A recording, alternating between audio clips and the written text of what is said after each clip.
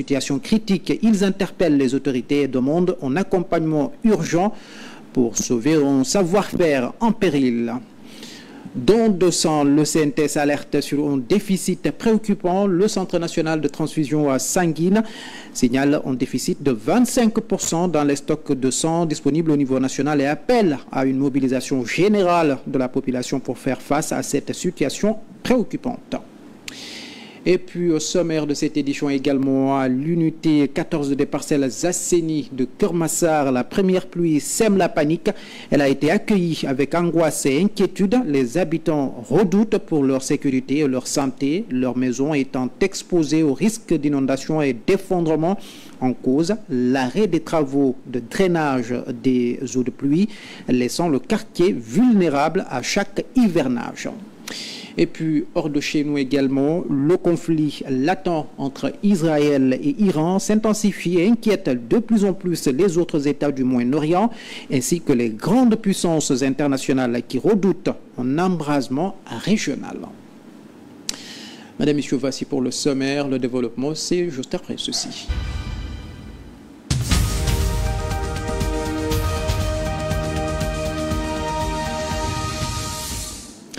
Bonsoir à toutes et à tous, soyez les bienvenus dans ce journal. Si vous nous rejoignez au village artisanal de Guédiawaye, les artisans tirent la sonnette d'alarme confrontés à une rareté croissante des clients, en particulier des touristes. Ils dénoncent également le manque d'équipements adaptés, l'absence de financement et des difficultés structurelles qui freinent leur activité. Plus de détails dans son reportage signé Bakary Sissi. Village artisanal de Guédiawaye, peu d'artisans ont repris du service après une semaine de la fête de Tabaski, une reprise qui coïncide avec la visite de la DG à PDA. Ces derniers ont profité de cette instance pour étaler la problématique du secteur.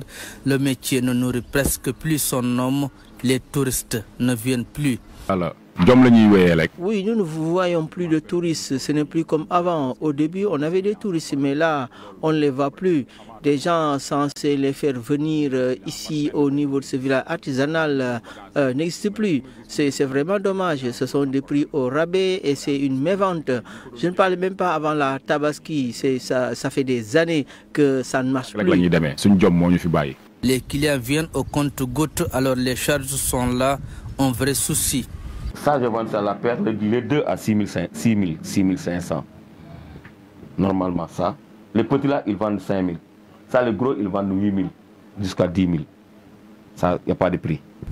Ces magnifiques objets d'art sont le fruit d'une ingéniosité, mais tout est fait avec les moyens du bord. Aujourd'hui, ces artisans ont besoin d'aide financière et d'équipements de haute qualité pour s'en sortir. Les difficultés qui sont là, presque... c'est les matériaux qui nous manquent un peu. Et puis le travail aussi. Parfois ça marche, parfois on a des difficultés. Oui, vraiment. Et on a besoin des matériaux du travail aussi. Bon, aussi l'État nous aide pour ça. Et puis l'aide financière aussi, bon, oui, ça va nous aider bien. Sophie Zengassi, accompagnée d'une délégation, a annoncé la modernisation du site tout en accompagnant les artisans. Elle demande ces derniers de s'organiser aussi en coopérative.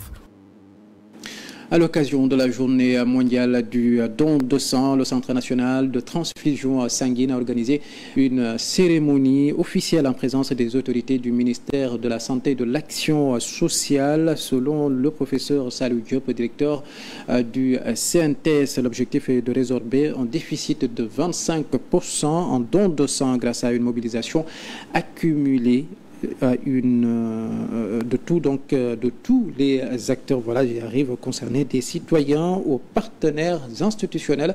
Je propose de l'écouter. Il y aura des constructions de postes de transfusion sanguine ou des dépôts de sang le plus près possible des populations, afin de permettre à ce que tous les donneurs qui veulent le faire puissent faire ce don de sang à proximité de leur lieu d'habitation, mais également de permettre à toutes les structures de santé de pouvoir disposer du sang quand le besoin se fait sentir. Alors, donc, ce qui fait que nous avons un gap. Aujourd'hui, nous pensons qu'il y a à peu près 25% de gap à satisfaire. Et cela demande donc qu'il y ait plus de mobilisation. Tout ceci veut dire qu'il faut une mobilisation de la communauté pour que les besoins en sang du pays soient satisfaits et qu'il n'y ait plus de rupture de sang. Il faut que tous les patients qui ont besoin de ce produit puissent l'avoir quand ils en ont besoin. Dans toutes les régions du pays, des banques de sang. Bien qu'à Dakar, on a des structures de transfusion sanguine dans tous les départements. Dans les régions également, vous avez des banques de sang au niveau des hôpitaux régionaux. Et même dans certaines régions, vous avez 2 ou 3 autres banques de sang. Ça veut dire que le maillage en termes de structure de transfusionnaire, ce maillage-là, il est national. Et puis en santé, toujours dans le cadre du programme de modernisation des villes, Promoville, un lot important de matériel médical a été remis au poste de santé de Lindiane Kobada. C'est dans la commune de Ziguinchor, financé par l'État du Sénégal et la Banque africaine de développement. BAD, cet équipement vise à renforcer les capacités du système de santé local, selon Maimouna Dieye, ministre de la Femme et des Solidarités. Cette dotation contribuera à l'amélioration des plateaux techniques des structures sanitaires bénéficiaires et facilitera le travail du personnel médical. Je vous propose de l'écouter au micro de notre correspondant sur place, Sambou Diansaro. Permettez-moi de rappeler que le lot de matériel dont on va procéder à la remise symbolique ici à Ziguinchor entre dans le cadre du programme de réhabilitation, d'extension et d'équipement initié par le Promoville au profit des postes de santé du quartier de Santhiaba, de la commune de Louga, du poste de santé de Tchossé, en 4, dans la commune de Mbour, et de celui de Lindiane Kobada, ici dans la commune de Ziguinchor. D'un montant global de 173 066 863 francs CFA, j'ai bon espoir que ce lot de matériel médical acquis sur financement de l'État du Sénégal et de la Banque africaine de développement permettra de renforcer le plateau technique des postes de santé bénéficiaires et de faciliter le travail du personnel médical. En bref, un flou persistant entoure l'utilisation d'une avance de démarrage de 2,425 milliards de francs CFA versés dans le cadre d'un contrat liant l'Agence sénégalaise de l'électrification rurale ASER à la société espagnole AEE IPI. Ici, selon le quotidien, ce montant a été décaissé alors que les travaux n'avaient même pas débuté. La police espagnole a ouvert une enquête pour retracer la destination de ces fonds dont les transferts suspects auraient été repérés vers Chypre, l'Égypte et le Sénégal. Le journal rappelle que ce projet avait déjà suscité la controverse. En octobre 2024, l'autorité de régulation des marchés publics, ARCOP, avait suspendu le marché, pointant de nombreuses zones d'ombre, notamment sur l'utilisation de 37 milliards de francs CFA débloqués dans le cadre d'une offre spontanée. Et puis à Kédougou, du matériel agricole pour booster la production. En effet, dans le cadre de son programme de modernisation de l'agriculture, le gouvernement du Sénégal a octroyé un important lot de matériel agricole à la coopérative agricole régionale de Kédougou. Cette dotation d'une valeur estimée à 9 millions de francs CFA est proposée sous forme de subventions remboursables sur plusieurs années. Plus de détails avec notre correspondant sur place, Mamadou Sissi. Dans le cadre de l'équipement du monde rural, le gouvernement du Sénégal, à travers le ministère de l'Agriculture, de par son programme spécial mis en place par la direction de l'équipement et de modernisation, a octroyé un important lot de matériel agricole à la coopérative Sokorak de Kédougou. En place un programme spécial. Le programme s'appelle prestation de services. Donc il nous a chargé en tout cas de voir les coopératives qui peuvent en tout cas prendre ce programme et les livrer le petit matériel. Donc on est là aujourd'hui pour réceptionner ce petit matériel. La cérémonie de réception a eu lieu à la direction régionale, un soutien qui vient à son heure pour la société coopérative régionale des agriculteurs de Kédougou. C'est ça le plus important, le matériel vient à son heure. Vous savez, d'habitude, quand l'État donne le matériel, ce que nous avons l'habitude de voir, l'État donne le matériel ou bien les intrants tardivement. Donc c'est vrai que l'hivernage s'est déjà installé à Kédougou, mais l'agriculture en tant que telle n'a pas effectivement commencé. Nous allons bientôt entrer dans la phase active de l'agriculture et ces matériels sont venus à temps, au moment où nous avons véritablement besoin de ça pour pouvoir travailler et avancer dans nos activités. C'est une aide qui va véritablement nous aider à travailler, en tout cas à améliorer nos activités dans l'agriculture, qui est composée donc de 12 semoirs, 12 houssines, 5 charrues et une charrette, donc qui est destinée à tous les membres de la coopérative. La coopérative Sokorak de Kédougou a remercié l'État du Sénégal à travers cette subvention. Mamadou Sissé, pendant ce temps à Dakar, à l'unité 14 des parcelles Zasseni de Keur Massar, les habitants ont vécu avec angoisse la tombée de la première pluie survenue hier à Dakar. Ils craignent pour leur sécurité et leur santé, leur habitation menaçant de s'effondrer en raison de l'arrêt des travaux de drainage des eaux pluviales. Les populations interpellent les autorités compétentes pour une reprise urgente des chantiers. Plus de détails avec Bakary Sissi. Les populations riveraines de l'unité 14 des parcelles Zasseni de Keur Massar ont vécu avec angoisse et inquiétude la tombée des premières pluies. L'inachevé de cette canalisation risque de causer des dégâts énormes. Avec difficulté, avec stress, on a peur, on ne sait pas où l'on va. Vous savez, on n'arrive plus à dormir. On est stressé des travaux qu'on a entamés et qu'on a arrêtés et on sait pour quelle cause. Et une canalisation profonde de 2 mètres, l'âge de 2 mètres et 2 mètres de profondeur, inachevée. Et on ne sait pas pourquoi. Le danger est permanent. Se déplacer devient un vrai casse-tête chinois. Il suffit d'une forte pluie, mais il faut s'attendre à des maisons qui vont s'affaisser. De grâce qu'on nous aide. On court des risques. Les populations riveraines courent aussi des risques sanitaires. Les moustiques ont élu domicile dans cette canalisation inachevée. La présence de reptiles n'est pas aussi écartée. Nous sommes agressés par les moustiques, les commandes et tant d'autres maladies que nous ne savons pas. Peut-être que nous les avons attrapés à cause de ces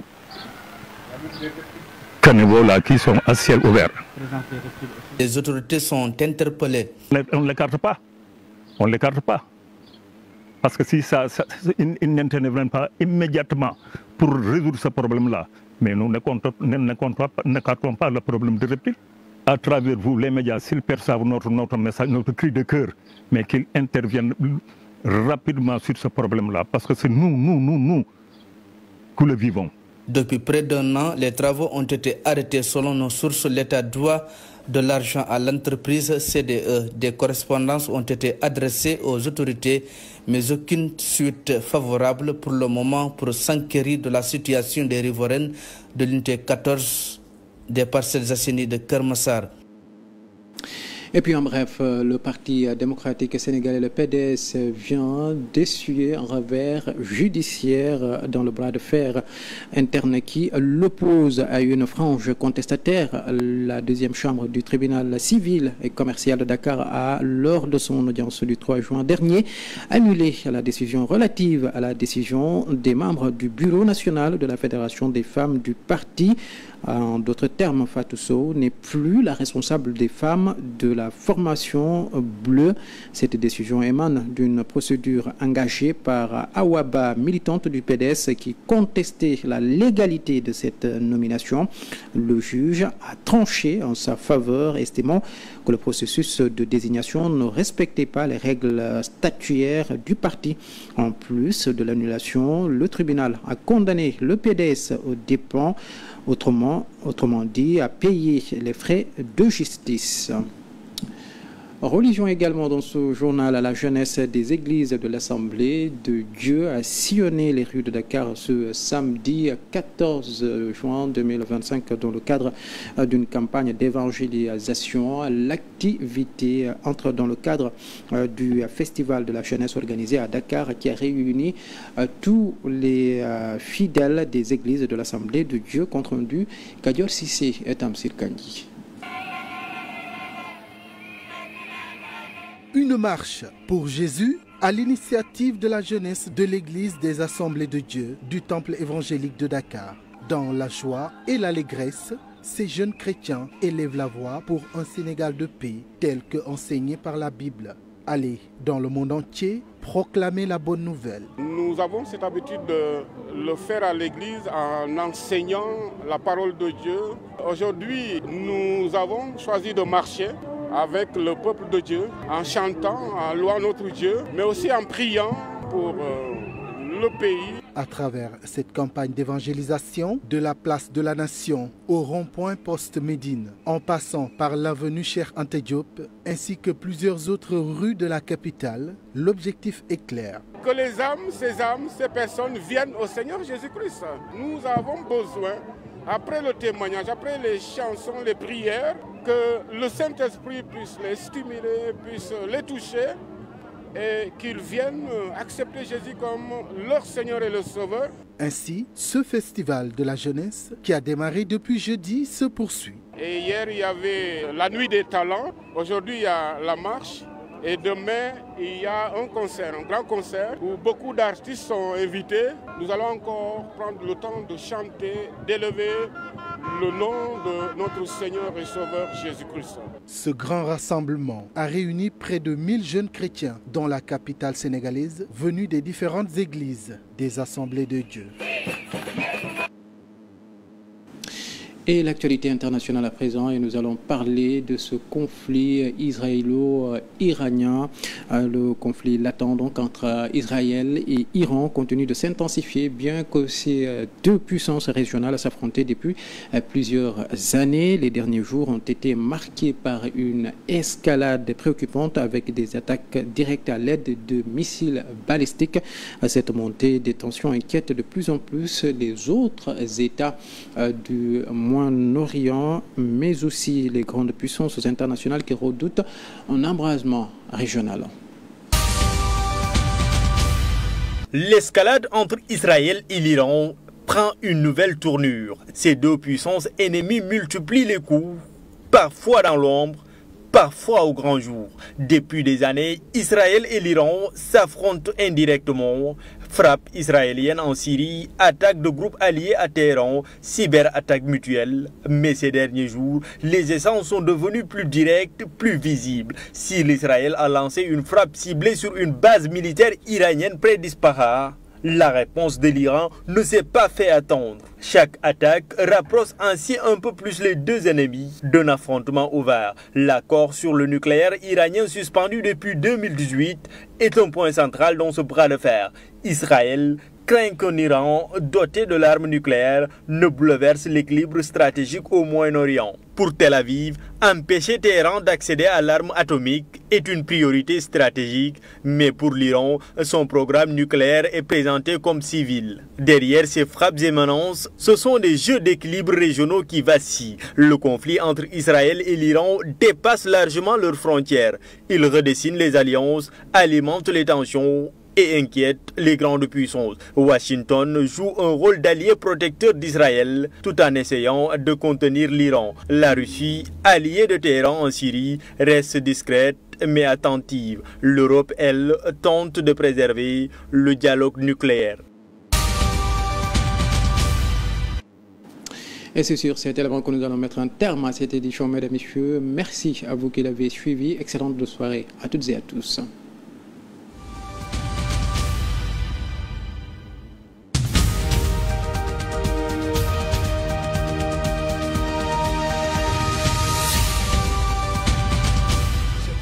Votre chaîne préférée vous suit partout et vous pouvez la suivre presque sur toutes les plateformes. Sur la TNT, cette TV est au canal 10. Sur le bouquet Canal+, votre chaîne de tous les événements est au canal 218. Cette TV est également disponible sur le bouquet orange de la TVO au canal 10. Cette TV, la télé qui nous ressemble et nous rassemble.